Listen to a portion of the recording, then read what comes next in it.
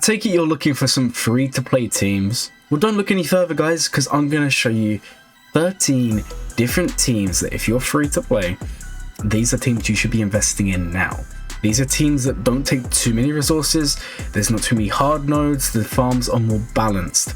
Now some of them are going to be required at lower gear in order to be free to play friendly, and some of them you can gear up as your heart desires. It just depends on if the character is new or not.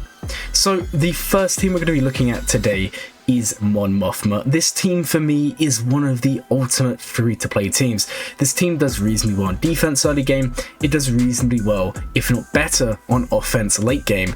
And in terms of the farm, guys, Mothma is a hard node, Kyle is a cantina node, Pal and Scout are in a cantina shop farm, and then Kara is a hard node. But guys, hold on, because what you're going to notice is Kara can be reserved for other teams, but 2 of these characters, in fact 3 of them, are needed for events. Mothma is needed for JML and Profundity, Kara is needed for Beskar Mando, and Kyle is needed for Starkiller. So by doing this and building this team, not only are you getting a great team, but you're making progress towards other journeys at the same time.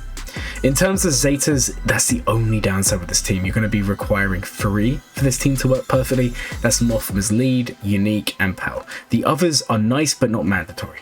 This second team on this list, this is one of the ones where I said low gear is mandatory for it to be extremely free-to-play friendly, but Bad Batch, honestly guys, Gear 7, Gear 8, Bad Batch, take them up to the point where you need the Kraras, but don't apply them.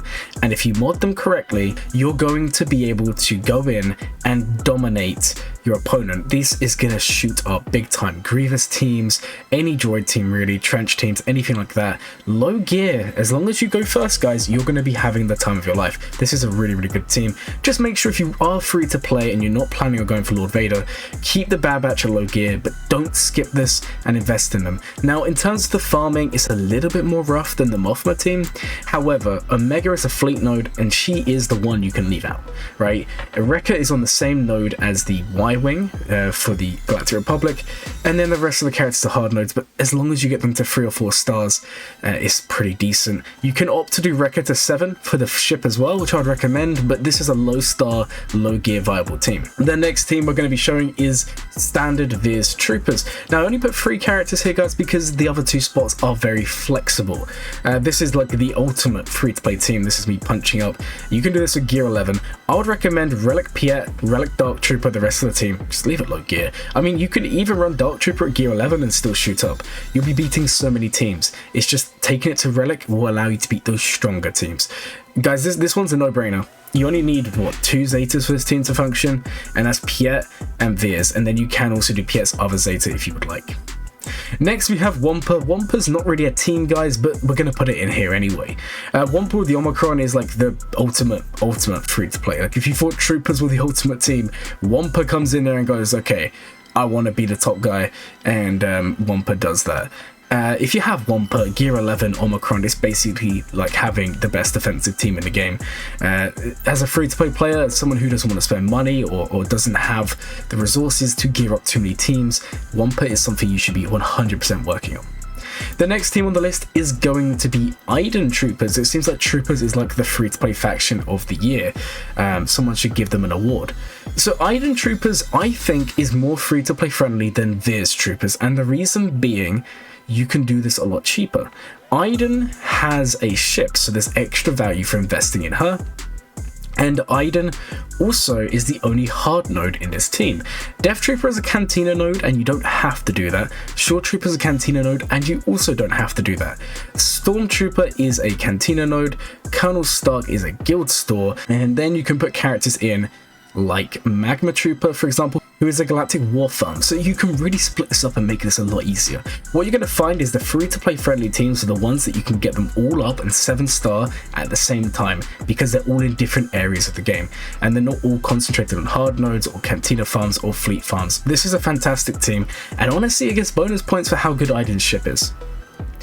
Next, we have another flexible team, guys. So this is going to be Bossk, Grief, and Mando. Now, you could say Aura is the ultimate free-to-play leader because she's going to give you contract turn 1. But honestly, just this trio is going to be enough. You can leave these two at gear 12. And funny enough, guys, when you get to facing Lord Vader, if you add in Fennec at Relic, Fennec, gear 12 Grief, gear 12 Mando still beats Lord Vader. It's kind of crazy. Not the great Lord Vaders, not the good ones, but at least the mediocre to low gear or low Relic Lord Vaders will fall to this team, and low gear is fine. Now in terms of Zetas, you're going to need 3 for the team to function and 4 if you want the team to be amazing, and that's Mando, Grief, and Bossk. Bossk's unique is fantastic, but that's one you can apply a little bit later on down the line. Honestly, guys, this is a great team, and it's another free-to-play friendly team that doesn't need a lot of gear. And the other benefit is Bossk is needed for Executor, and he has a great ship, so there's extra bonus points there. Iden, unlucky there. Next up, we have Trey. And now, again, Trey, I just put Trey and Nihilus. Trey is like... all of them are amazing teams, right? And I keep on saying this is the king or queen of free-to-play, but Trey is definitely up there. If you have the Omicron, this team is shooting up. Gear 12, you're going to be killing Relic 7, Relic 8 General Skywalkers, so say goodbye to Gas on defense, he just won't do anything. You come up against GI, Trey does it. Whatever you do, Trey is there to succeed.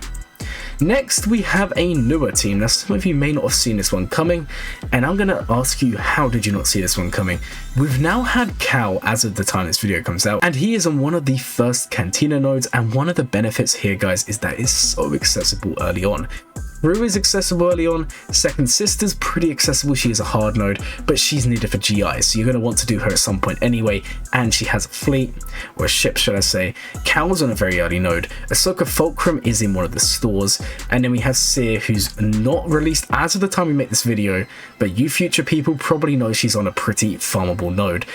Based on the knowledge we have, she's probably going to be very early on, maybe a hard node, maybe Cantina. But this team is insane, guys, and the best thing is it works at low gear because of Seer Omicron. Seer Omicron is going to make this team insane in Grand Arena. So if you're looking for a Grand Arena team, you've just hit level 85 and you don't want to follow the hardcore meta, as we say, and you want to go a little bit experimental, maybe you want a team that works in multiple modes. This works in TB, this works in GAC, and this works in Territory War with the Omicrons.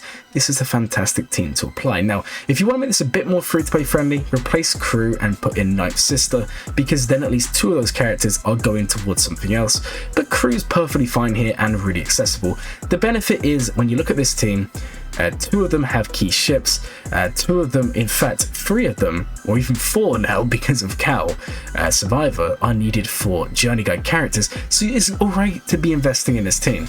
And you can leave it at low gear and still do very, very well. Now in terms of the Zetas, it's just Seer really that's needed. The other ones are nice, but you don't need them for this team to function at its greatest. Next up, we have another solo character, Savage. Now Savage is like amazing, it's like Wampa's best friend if Wampa had friends. Sorry Wampa, I didn't mean to hurt you like that, but Savage is just so good at what Savage does. It's like a B-Tech Wampa in a way. And the benefit of Savage is you can plug him into another team and he boosts them to very, very strong levels. So honestly guys, I would just say Savage is a no-brainer. If you're free to play or if you just don't want to invest too many resources, get 12 your Savage, Omicron your Savage, and here we go. You're going to have a great time. Then we have a team that you guys probably knew was going to come, and that is the Mara Jade team. I'd left the last slot empty because it doesn't really matter who it is, but it's just Palpatine, Thrawn, Mara Jade, and Vader. And honestly, this team is just insane. The Terminator is just crazy, and it just works amazing. Now, this team works in Grand Arena, this team works in GAC, this team works in Territory War, this team even works in Territory Battles. So there's no reason not to go for this team. And it's pretty accessible. Vader is through Fleet Store and Achievements, Thrawn is a unlock through Phoenix, Palpatine is a unlock through Phoenix or Rebels, and Mara Jade is a hard node. So you're really splitting it up, and like I said guys, for free-to-play players like yourselves, having farms or teams where you collect characters from different areas of the game and bring them together at the same time are going to be the best for you, because you're not going to have to wait 3 months to 7-star one character and then another 3 months to do another and then another 3 months to do 2 more, and then you just go, okay, I'm done, I'm out of here. Instead, in 3 months you can have the entire team ready. And guys, the 3 months is just a number. Obviously that's not how long it's going to take. I'm just using it as an example for the video.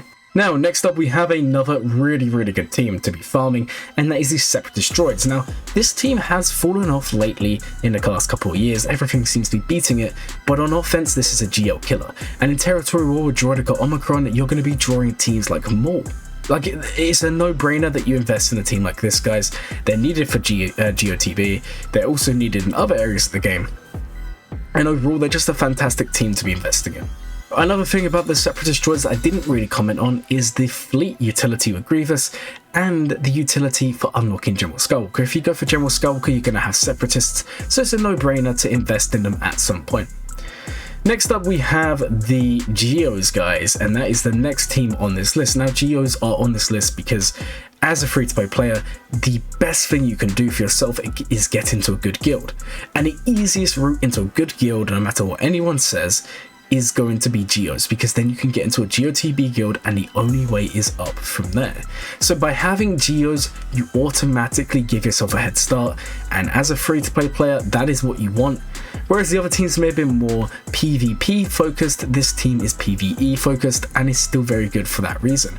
Now, if you do want to play a PvP player, apply the Pogo Omicron, because at lower tier gameplay, when you're not in those big guilds, the Omicron's going to be doing wonders for you. And finally, we have the Dash team. Now, this is my favorite team in the game, guys. This is my favorite faction in the game.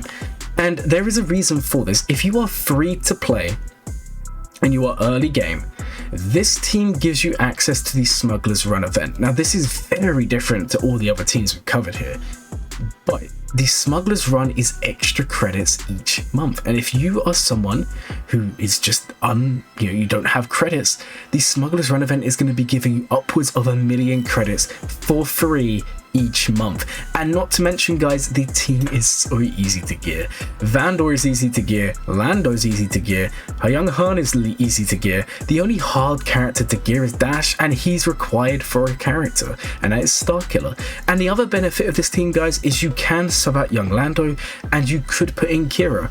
But the next thing I'm going to cover here, guys, is the fact that this team is also needed in territory battles. Vandor's needed there, Young Lando's needed there, Young Han's needed there. And I think L3 is also needed in later phases, but that's not something we're going to worry about today. But the team is required in so many areas of the game. They help you early on with those credits. Young Han, I mean, I've done it on my free-to-play last year. He will help you early on beat those mod battles and all those stuff. So there is a lot of reason to invest in this team. And then you get the benefit of it being good in Grand Arena and Territory War.